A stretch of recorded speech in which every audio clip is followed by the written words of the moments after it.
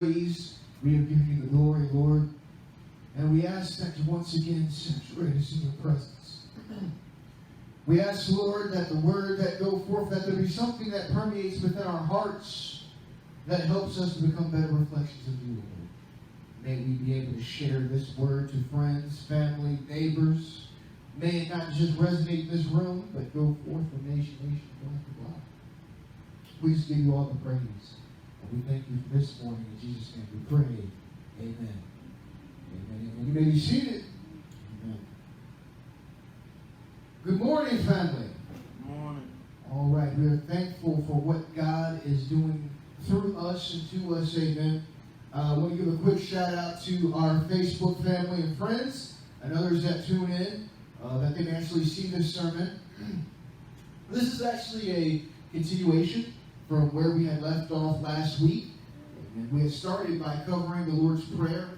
And the reason we had gotten here was because we had gone through this I'm Saved, Now What series. It was I'm Saved, Now What? Meaning I got saved, I accepted the Lord, I'm church folks now, right? And yet nobody pulled me aside and said, hey, there's some information you're going to need to have. There's some things you're going to need to know. Nobody told me what this meant. Nobody said that here's how you go deeper in your faith. And so one of those things that we were talking about was prayer. I mean, we get saved and we know we need it and we know we're supposed to do it. But how do I get to this deeper place in my prayer life? And so for myself, I know that I'm going to start requiring that our girls, since they're a little bit older, most of them, they're going to need to start going a little deeper in their prayers. And it's good that you can say grace over the food, my Lord. But food will just be the tip of the iceberg on things that you will need to pray about and need prayer about. Amen? Amen. It'll be deeper. And so let us look at strengthening our prayer lives. Lord, could you teach us how to pray? Says the disciples in our scripture today, which leads into what is known as the Lord's Prayer. But really, it's more like the disciples' prayer. It's more like, this is the format. This is how you come to the throne of me. This is how you take my template and insert your stuff right in there so that you can make this personalized to you. So we had started going down the template to understand this communication format.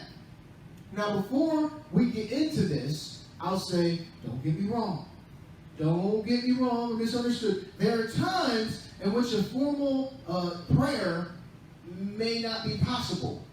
And as we involve God into every aspect of our lives, there may be times in which we can't get the full thing out. I got to put in one of those emergency calls. God's one of our lifelines, amen. And you can turn to even Matthew chapter 14, verse 30, where Peter is out there walking on doing the impossible, amen. He's in the middle of what seemingly is impossible. He is walking on water, and then he starts sinking, and he calls out, Lord, save me! I ain't got no time to get all the formalities out of the way. Just help me. Help me. So it could be very possible.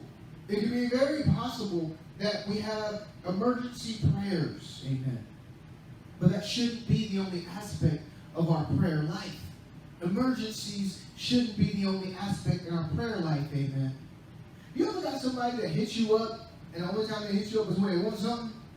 Man, weeks and months go by, and you checking in with them, and it's all quiet. You don't even know if the phone number is still good anymore till they need something.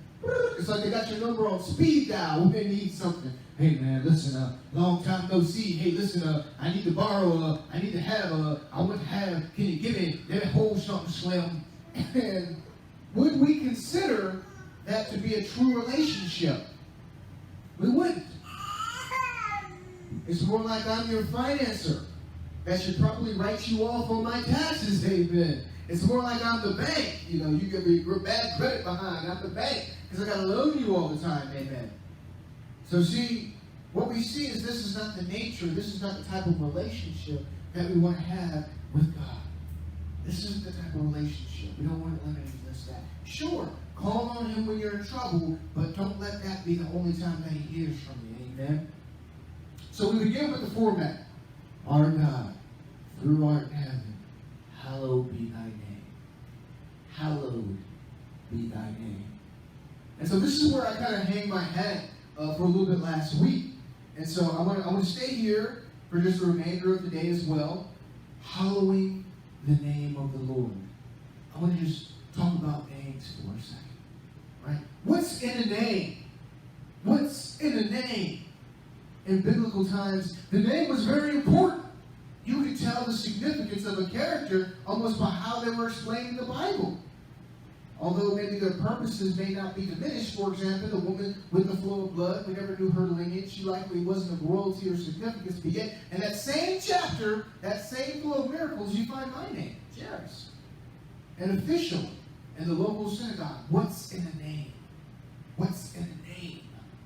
We see from various areas in our Bible that names had meanings. Names were often put for locations as a place for a reminder. Perhaps something that they were going through at that time. We can go back as early as Genesis chapter 32, and we can see that Jacob wrestles with God. And then his name becomes Israel, a Hebrew combination for wrestle and God. And interestingly enough, we then step back and see how this plays out amongst the Israelites, amen. How throughout the Old Testament, they fall in and out with favor with God, and they cry out to him in trouble times, and he delivers them. And then it seems like they make bad decisions, and it leads back to hardship. Names meant something.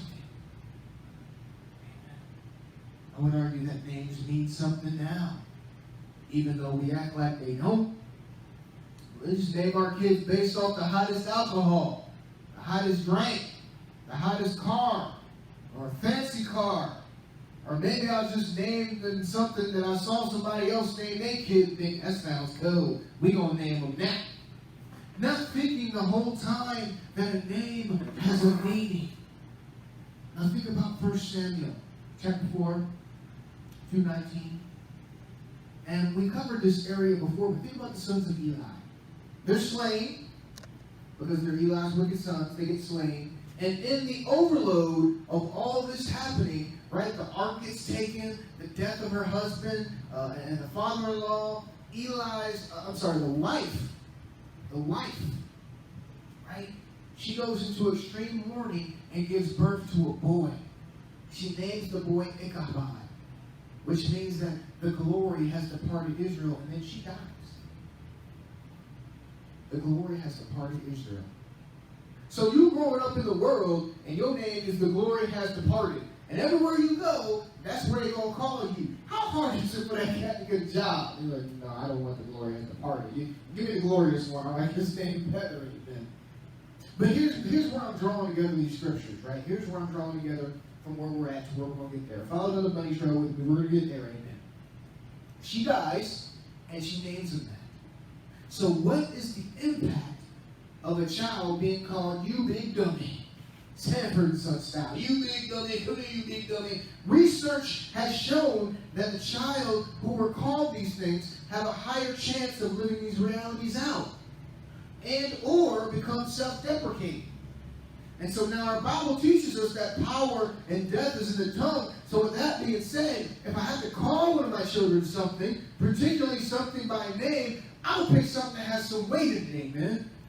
Additionally, stay with me. I'm going to show you where we're going. Additionally, she names the child this, and then she passes. She gone. She out of here. She dies.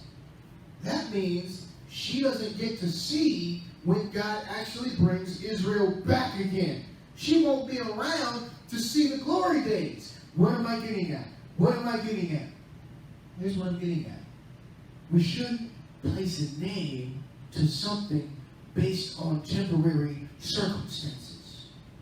Amen. We should not place a name to something based on temporary circumstances. 10, 20 years from now, folks wondering why you called that child Alizé and don't sell it anymore, for crying out loud. You got to find eBay. We shouldn't place a name to something based on temporary circumstances. So newsflash, y'all therefore in hallowing the very name of God should have placed God's name next to a curse word based off a temporary problem or frustration, amen. Hallowed be thy name. Hallowed be thy thy name. Okay. We talked about it last week. I go to the throne after fixing my face, after fixing my spirit. I'm now in a place where I can focus on prayer and recognize that I'm communicating to the most high of all highs. What's in a name? And what do you call God? What do you call God? Amen. You ever been in conversation with someone and they're getting all deep and they're getting so excited to see you, but you can't even remember their name? How embarrassing is that? You know, you try to play along and you're smiling, but in the whole back time you're like, come on, I gotta remember his name, come on, come to me. And you're trying to remember the name, you're like, give me the name of that person. And why? Because they have a feeling, or they feel like they have a close relationship with me, and if this is the case, at a minimum, I should be able to call on them by name. Right?